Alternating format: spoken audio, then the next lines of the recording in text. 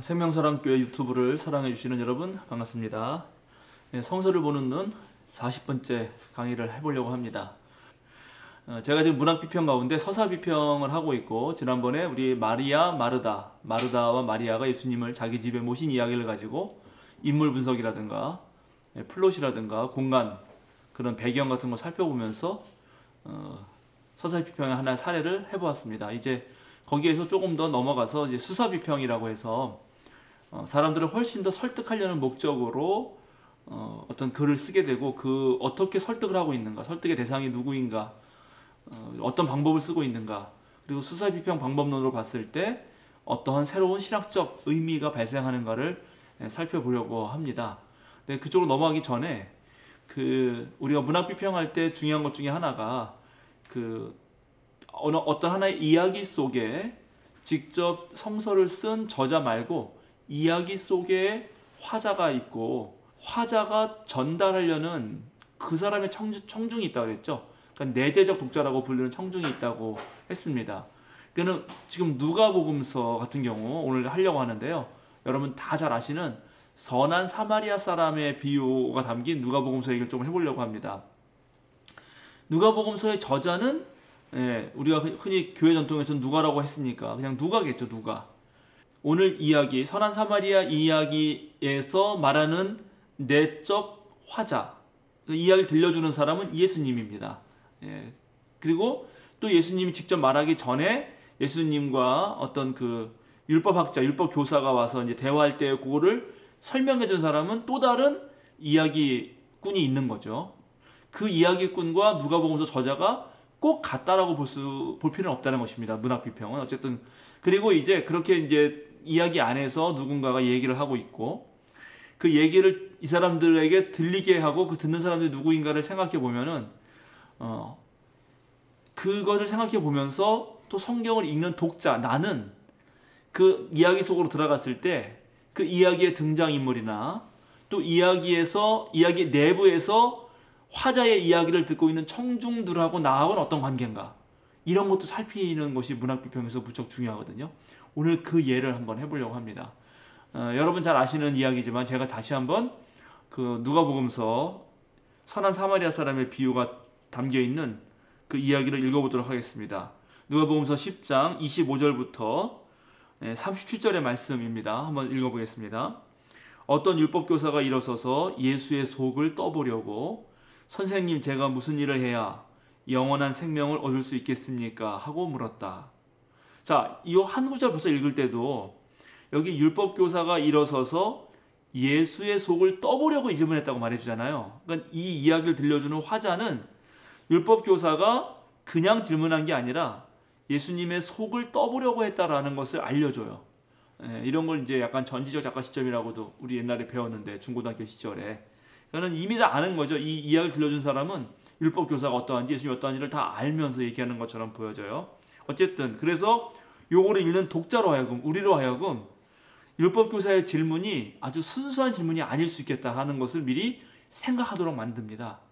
그러니까는 이제 문학비평은 그 문학의 이야기가 나오는 기술들이 그걸 읽는 독자로 하여금, 또는 문학 이야기꾼 안에서 또 이야기를 듣는 청중들로 하여금 어떻게 생각하도록 만드느냐, 어떤 기법을 쓰느냐를 한번 분석해 보는 거거든요. 그러니까 이런 것도 따져보면서 이제 읽어야 되는 거죠.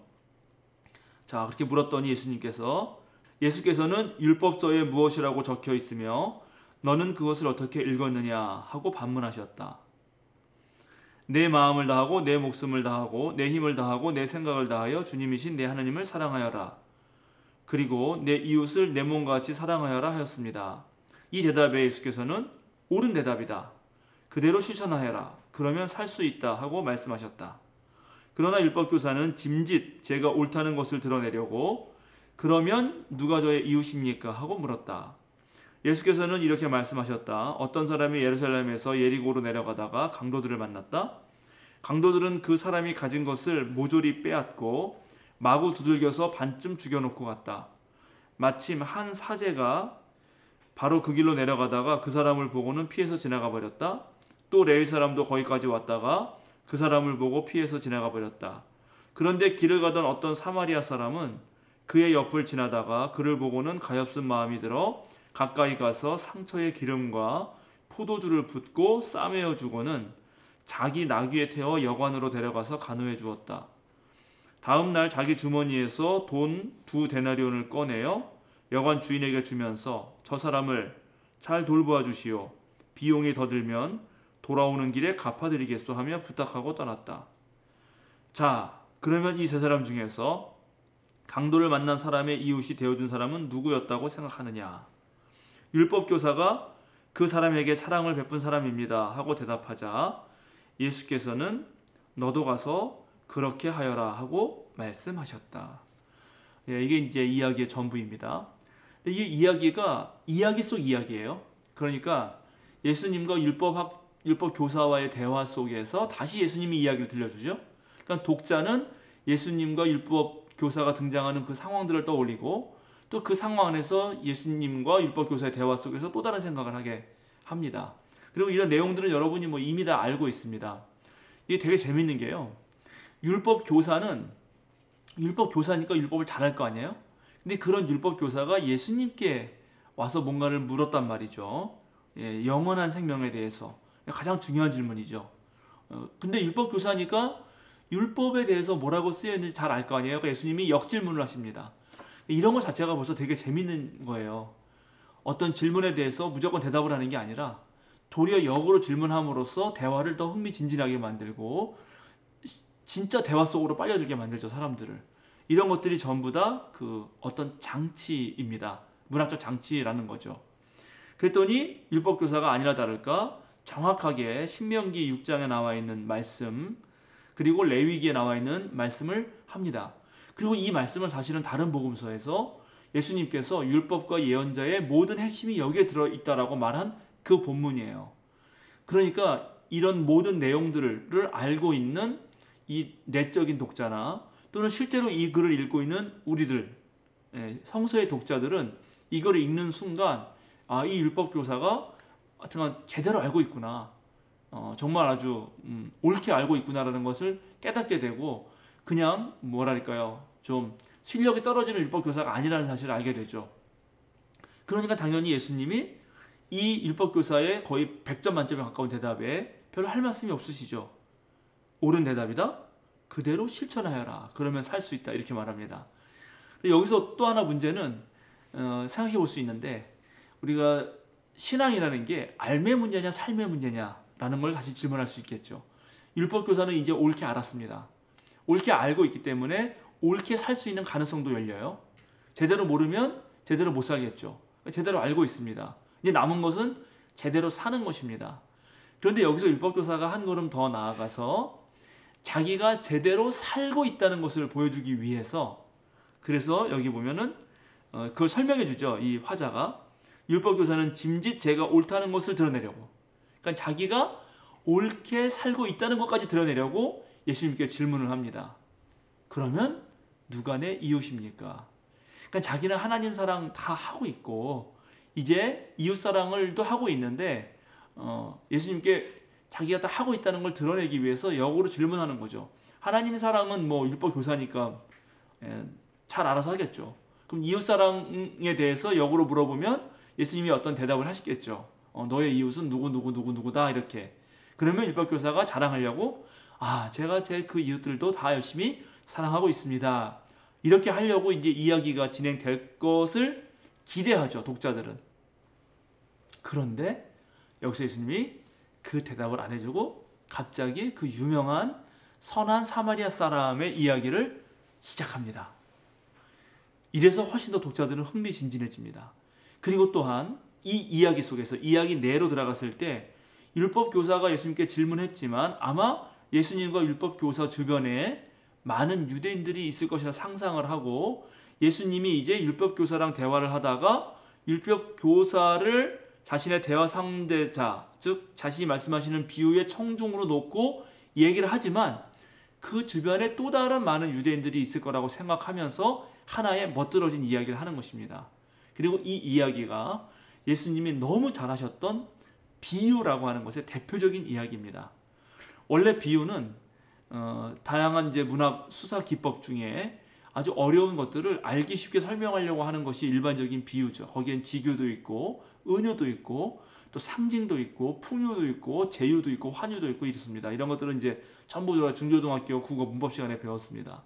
그런 것 중에 하나를 택하셔서 예수님이 말씀하시는데, 그런데 예수님의 비유가 아주 넓은 의미의 일반적인 비유와 크게 다른 점 중에 하나는, 이 비유는 쉽게 설명하기 위한 것만이 아니고 또는 교훈 이야기만 주려는 것이 아니고 이 이야기를 듣는 사람으로 하여금 엄청난 충격을 주면서 자신이 기존에 가지고 있던 인습, 고정관념, 잘못된 습관에 대해서 엄청나게 충격을 받고 다시금 그것을 되돌아보게 하는, 그래서 새로운 길을 가야 한다고 하는 그런 효과를 줍니다.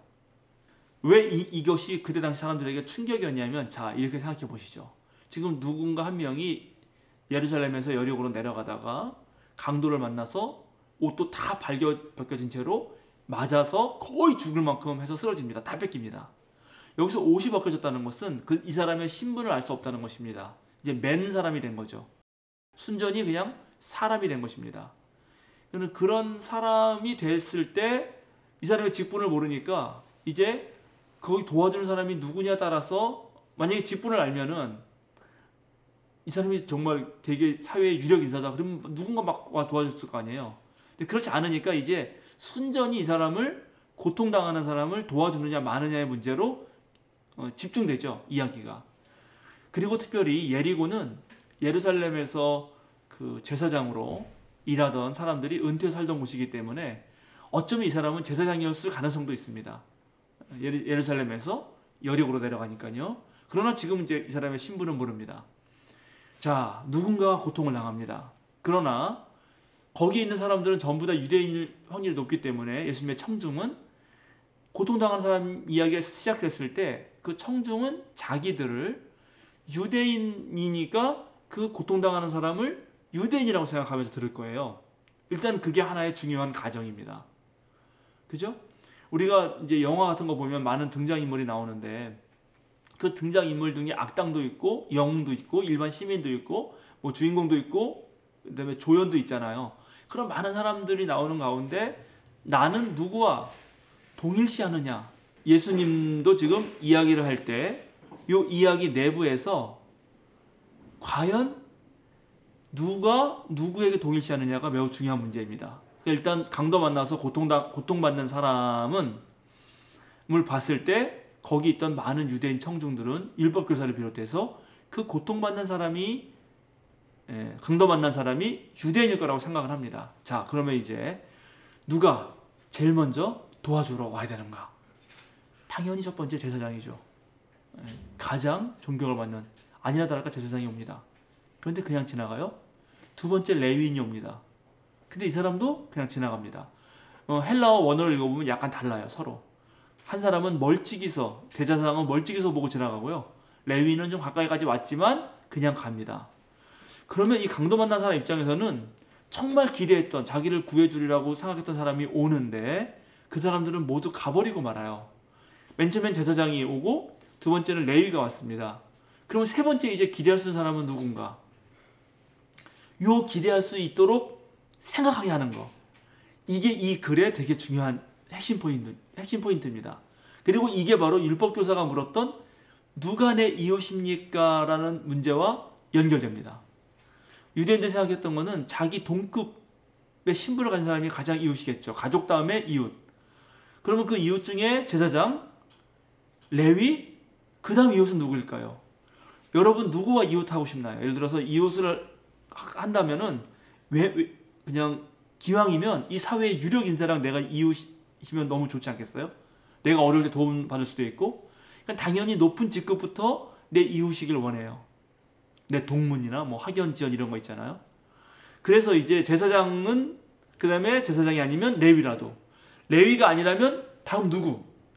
당연히 그 다음은 누가 와야 되냐 하면 유대인 친구가 올 것이라고 기대하는 것입니다. 그런데 오늘 예수님 이야기는 놀랍게 유대인 친구가 오는 게 아니라, 유대 사람이 오는 게 아니라 이 강도 만난 사람이 유대인이라고 했을 때 원수라고 여겼고 특별히 개만도 못한, 그렇게 취급했던 사마리아 사람이 옵니다. 이게 이 이야기의 반전이고 충격이에요. 만약에 이 예수님의 선한 사마리아 이야기를 모범 이야기로 만들려고 했다면 사마리아 사람이 원수로 여기고 유대인들이 원수로 여기고 개로 여겼던 사마리아 사람을 강도 만나게 하고 유대인으로 하여금 도와주게 함으로써 저 유대인은 얼마나 대단하냐, 원수이고 개만도 못한 취급받는 사람도 도와주지 않느냐, 너희 유대인들도 그렇게 해라 라고 했을 거예요. 그게 요나 이야기 같은 거죠. 요나 이야기. 요나는 적국의, 그러니까 아시리아의 수도인 니느웨에 가야 되는 명령을 받고 그 적국이니까 싫어서 안 갔다가 결국은 가게 되잖아요. 그래서 그런 이야기를 통해서 하나의 모범 이야기를 만들 수도 있었을 텐데, 그런데 예수님은 이제 반대로 만드는 거죠. 자기가 원수로 생각하고 개만도 못한다고 생각했던 사마리아인이 와가지고 제사장이나 레위인과는 완전히 달리 계속 동사가 이어집니다. 와서 뭐 상처를 쌓고 기름을 붓고 싸매고 포도주를 먹이고 여관 주인으로 나귀에 태우고 여관 주인에게 맡기고 그 다음날 또 돈을 뭐 준다 그러고 뭐 계속 해가지고 엄청나게 세밀하게 이 사람을 돌보는 것으로 그려요.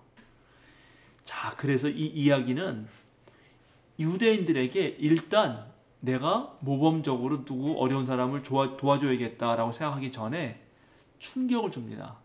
그동안 내가 이웃이라고 생각했던, 즉 율법 교사처럼 똑같이 나를 중심에 놓고 내 이웃은 어디까지인가를 생각했던 이 사람들이 내가 원수라고 여겼던 저 사람이 나한테 이웃이 되어주었네?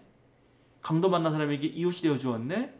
그리고 예수님 마지막으로 묻잖아요. 율법 교사한테 누가 강도 만난 사람의 이웃이냐 그랬더니 사랑을 베푼 사람입니다 라고 말을 합니다. 그래서 이제 너를 중심으로 누구가 너의 이웃인가를 묻는 게 아니라 너는 어떤 사람의 이웃이 되어주려고 하느냐라고 하면서 이 율법 교사가 생각했던 중심점을 바꿔버립니다. 기준을 바꿔버려요. 그동안 내가 기준이 됐는데 이제 내가 기준이 아니고 고통당하는 자가 기준이 되고 그에게 내가 이웃이 되어주었는지, 다른 사람이 나의 이웃이 아니라, 이렇게 논점을 완전히 뒤집어 버립니다. 이런 방법들을 사용하는 거죠. 누가복음서가. 물론 예수님이 이렇게 말씀하셨을 수도 있어요. 그러나 우리는 알지 못해요. 예수님이 이대로 말씀하신 것을 그대로 이불입으로 전달해가지고 누가가 기록만 한 것인지, 아니면 이 이야기는 누가복음서에만 나오는데 누가가 만들어낸 것인지, 아니면 이런 비슷한 일이 있었는데 그것을 또 전하는 과정에서 어느 정도 가색이 된 것인지 사실은 모릅니다. 그러나 중요한 것은 그런 역사적 사건 상관없이 우리는 그 이야기, 오늘 누가복음서 전하는 이 이야기를 통해서 내가 정말 내 이웃을 뭐라 해야 되나요? 사랑해야겠다, 이런 생각을 갖게 한과 동시에 그동안 너무나 내가 내 중심적으로 생각했구나 라는 것을 깨트려 준다는 거죠. 그러니까 문학비평이라고 하는 거, 서사비평이 됐든 수사비평이 됐든 하는 것은 이렇게 등장인물이나 그 등장인물이 상정하고 있는 청중이나 또는 뭐 내 등장인물 사이의 갈등이나 또 들려주는 화자의 이야기나 이런 모든 것들을 분석하면서 거기에서 말하려고 하는 다양한 신학적 의미, 윤리적 의미를 도출해낸다 하는 것입니다. 더 자세한 내용을 보고 싶으신 분은 수요사경에 누가 나의 찐친입니까? 라는 그 편이 있습니다. 수요사경에. 그때 제가 이 본문을 아주 자세하게 다루고 있으니까 그것을 참조하셔도 좋겠습니다.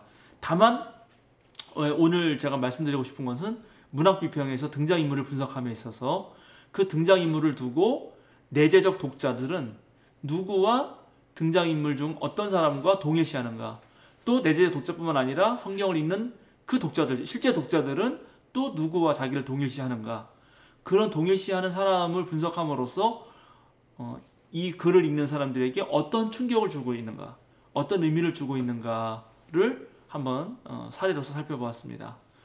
자, 그러면 다음 시간에는 이제 수사비평을 통해서 서사비평보다는 훨씬 더 설득하려는 그런 뭐랄까요, 의도가 강한 비평 방법론인데 그것들도 살펴보도록 하겠습니다. 그럼 다음 시간에 뵙겠습니다. 감사합니다.